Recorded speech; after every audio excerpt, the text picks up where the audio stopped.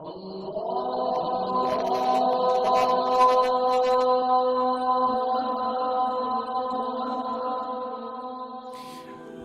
ini adalah satu amal ibadah yang memang dilakukan pada umat-umat sebelum Rasulullah.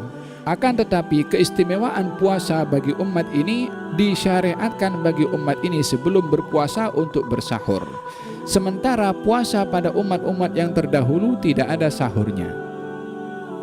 Yakni maksudnya tidak ada sahurnya, tak ada sunnah sahur.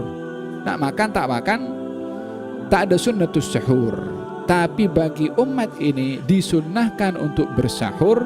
Kata baginda Rasulullah sallallahu alaihi wasallam, "Faslu ma bainana wa baina siyami ahlul kitab aklatus sahur."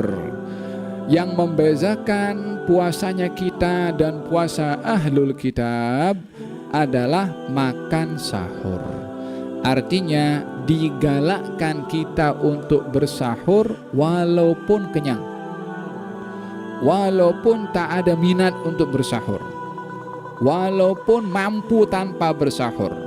Sahur bukan semata-mata agar supaya mampu untuk berpuasa dengan mendahului puasa dengan makan. Bukan itu sahaja, tetapi ingin juga mengambil keberkatan sunnah sahur yang membezakan antara puasa kita dengan puasa ahlu Alkitab. Tasahharu fa inna fis sahuri barakah.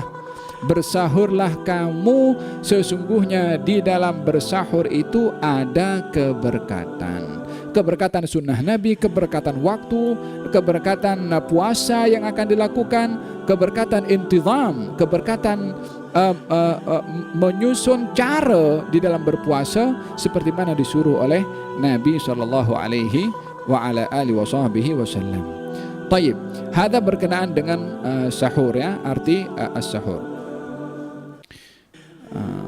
Dan waktu sahur ini adalah waktu yang barakah.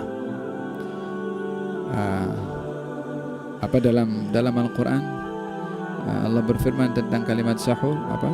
Wa bil asharihum yastaghfirun. Dan di waktu sahur mereka beristighfar. Dalam hal ini digalakkan untuk membaca istighfar khususnya di waktu sahur, yakni sebelum terbit fajar digalakkan untuk beristighfar. Wal mustaghfirina bil ashar.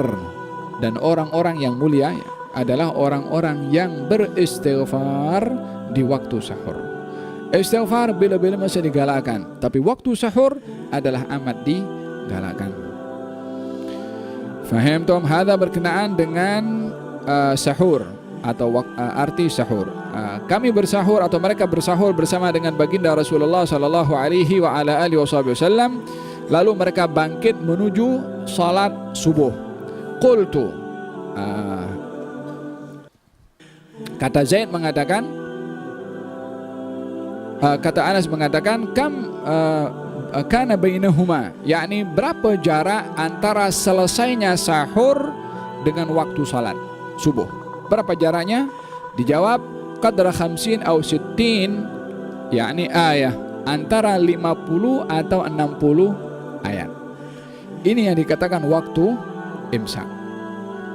Waktu imsak adalah waktu sekadar bacaan ayat 50 ke 60 ayat, kemudian masuk waktu salat subuh. Biasanya di sini adalah dikirakan waktu imsak antara 10 menit lebih kurang atau dalam 12 menit antara imsak dengan waktu waktu subuh. Jadi disunnahkan imsak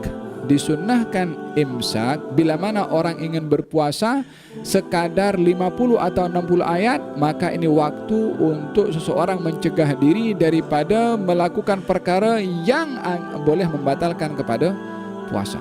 Yani mana sudah standby lah 10-12 menit sebelum sebelum waktu subuh masuk, maka adalah sudah mencegah diri daripada hal-hal yang boleh membatalkan kepada puasa. Tapi kalau orang di waktu imsak ini masih makan juga, apa hukumnya?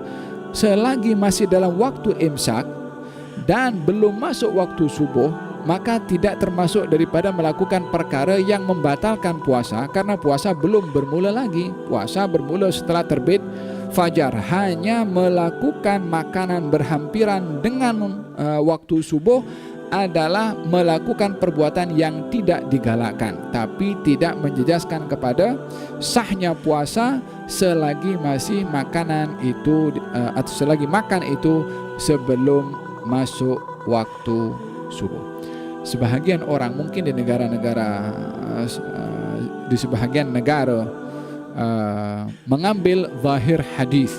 Apa katanya? Kalau Abdullah bin Ummi Maktum, kalau Bilal adzan, maka kamu boleh terus makan dan minum sampai mengumandangkan adzan Abdullah bin Ummi Maktum. Abdullah bin Ummi Maktum adalah muadzinnya Nabi untuk adzan waktu fajar. Bilal adalah muadzinnya Nabi untuk adzan sebelum waktu subuh. Yani subuh ada dua adzan. Yang pertama Bilal, yang kedua adalah Abdullah bin Ummi Maktum. Bilal adzannya awal, yakni sebagai pemberitahuan supaya bersiap sedia orang bangkit untuk pergi melakukan sholat subuh, atau pemberitahuan supaya orang bangkit untuk bersahur. Falhasil adzan pertama peringatan kepada orang untuk bangkit bersiap sedia, baik untuk bersahur ataupun untuk melakukan sholat tahajud, dan yang kemudiannya adalah untuk sholat subuh. Itu adzan peringatan. Tapi bila mana Abdullah bin Ummi Maktum adzan, maka tinggalkanlah makan dan minum, yakni karena waktu subuh sudah masuk.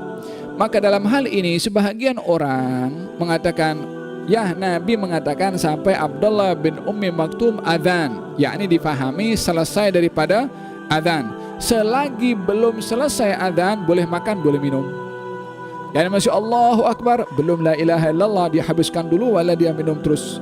La, ini kalau sudah adzan maknanya waktu subuh sudah masuk, yang otomatis puasa pun sudah bermula.